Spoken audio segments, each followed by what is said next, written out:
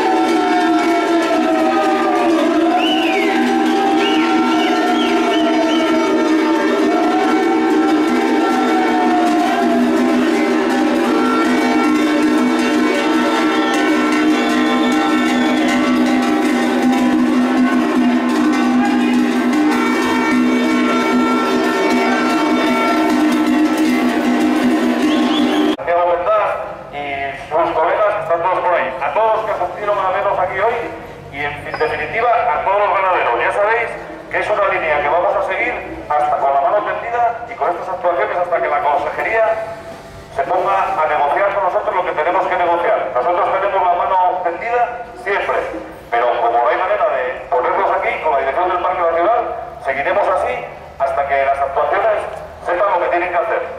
Y os pido unión, unión y unión, y que sigáis sumando cada vez más gente para que ellos vean que estamos unidos y que tenemos las ideas claras y que queremos seguir trabajando todos juntos, pero siempre con la mano tendida. El día que tengamos un gesto de buena voluntad por parte de ellos, esto se acabó. No queremos molestar a terceras personas, que desde aquí os pido disculpas a quien pudiéramos haber molestado, junto con la Guardia Civil, que también se merece un aplauso. Por lo tanto, vamos a seguir todos juntos. Venga.